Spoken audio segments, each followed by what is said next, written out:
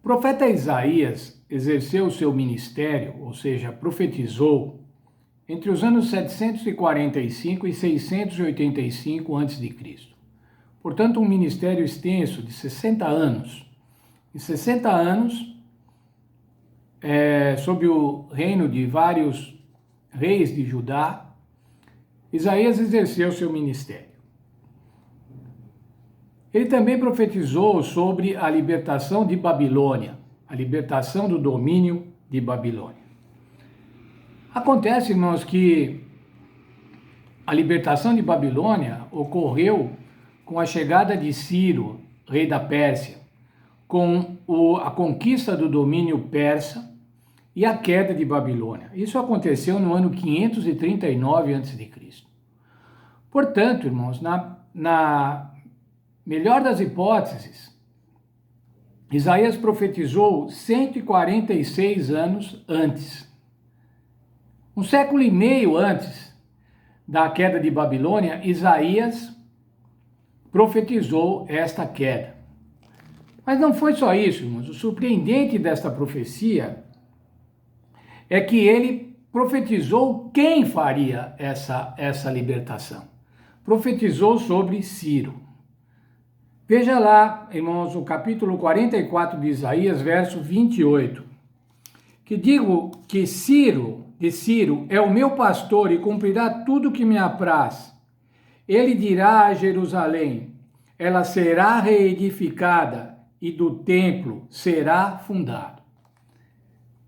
Veja, irmãos, Isaías citou o nome do rei persa que faria o trabalho do Senhor, o serviço do Senhor, que seria a reedificação do templo e a reconstrução de Jerusalém.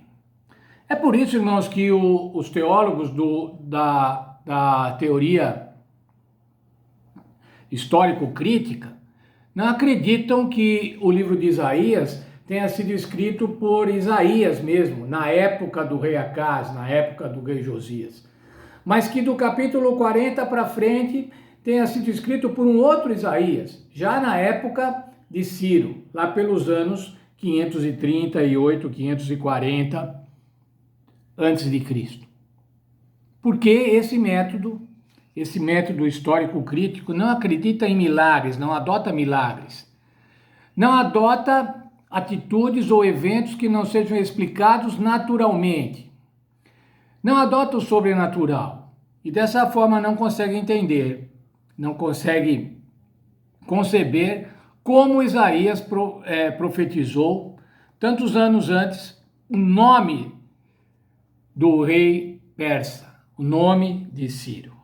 Veja lá, irmãos, capítulo 44, verso 28. Ciro é o meu pastor e cumprirá o que me apraz. Irmãos, nós vimos aqui que os servos de Deus eram o povo hebreu, o servo de Deus era o Senhor Jesus Cristo, ou o servo de Deus eram os profetas, mas todos eram judeus, todos eram do povo de Deus. Mas agora o Senhor estava levantando um servo estrangeiro.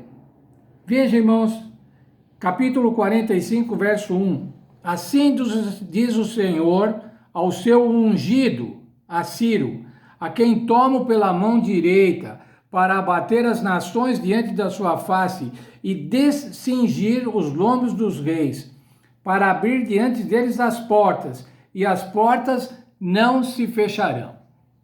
O Senhor chama agora, o Senhor dá uma tarefa para Ciro. Ciro nem sabia, irmãos, o que estava acontecendo, mas ele tinha uma tarefa para ele. Um servo com uma missão messiânica, uma missão de salvação, uma missão de libertação. Capítulo 5 do verso 45, capítulo 5, ou melhor, o verso 5 do capítulo 45. Eu sou o Senhor, e não há outro fora de mim, não há Deus. Eu te fortalecerei, ainda que não me conheças. Veja, irmãos, para cumprir os seus desígnios, para cumprir a história, o Senhor pode prover pessoas, homens, mulheres que ainda nem o conhecem, para que cumpram a sua obra. Veja, eu te fortalecerei, ainda que não me conheças. Quero ler, irmãos, o texto que está no Comentário Bíblico Adventista, na página 4, no volume 4, na página 277, falando sobre Ciro.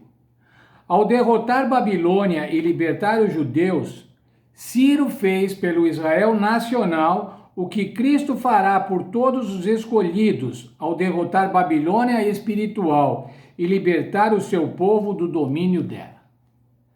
Ciro, irmãos, libertou Judá, libertou Israel do domínio de Babilônia. Uma missão messiânica de salvação. Mas o Senhor Jesus, o Messias das profecias de Isaías também, vai nos libertar, irmão, da Babilônia espiritual no final dos tempos, vai libertar o seu povo. Interessante, irmãos, no verso 41, no verso 1 do capítulo 45, a gente diz assim: para abrir diante dele as portas, e as portas não se fecharão. O Senhor abriria as portas para que Ciro pudesse cumprir os mandamentos, os desejos do Senhor Deus.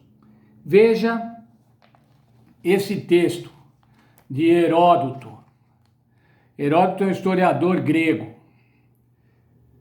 Heródoto, historiador grego, relata que na noite em que Ciro conquistou Babilônia, as portas da cidade ao longo do Eufrates não estavam fechadas.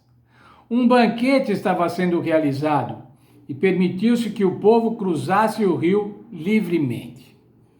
Esse texto está no Comentário Bíblico Adventista, no volume 4, na página 278. O Senhor abriu as portas para Ciro. E se você olhar lá no livro de Daniel, você vai ver como foi na noite do banquete, quando apareceu o escrito na parede: caiu o reino de Babilônia. O Senhor Deus conhece o futuro, irmãos. O Senhor Deus pode falar para os seus profetas qual vai ser o futuro. Entretanto, nós temos que tomar cuidado. Conhecer o futuro não quer dizer predestinação. O Senhor sabe quais vão ser as atitudes dos homens, mas as atitudes dos homens são ditadas, são efetuadas pelo seu livre-arbítrio. Cada um escolhe o que fazer, irmãos. E isso vai resultar numa situação que o Senhor Deus já conhece, mas depende de cada um de nós fazer as nossas escolhas. O fato de Deus conhecer as escolhas que faremos não significa que Ele as determine. Deus é presciente, irmãos. Ele sabe o que vai acontecer no futuro, mas Ele não nos obriga, Ele não determina o que nós devemos fazer.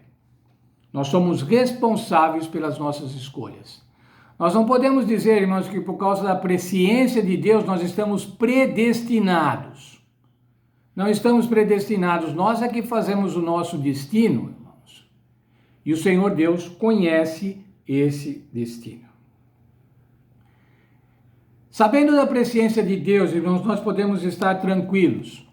Veja no livro de Romanos, capítulo 8, verso 25. Sabemos que todas as coisas concorrem para o bem daqueles que amam a Deus, daqueles que são chamados segundo o seu propósito. As circunstâncias, irmãos, os eventos podem nos levar, quaisquer que sejam eles, podem nos levar mais perto de Deus ou mais longe de Deus. Depende das nossas escolhas, depende do que queremos fazer, depende de como aceitamos os acontecimentos. Tudo, mas a Bíblia diz que tudo corre para o bem daqueles que amam a Deus. Se você ama a Deus, tudo que vai acontecer com você vai acontecer para o teu bem. Ainda que a gente não compreenda, irmãos, ainda que não compreendamos nos primeiros momentos, mas o Senhor quer o nosso bem. Por quê? Porque Ele nos ama. Quando você ama alguém, irmãos, você nunca quer o mal para ele.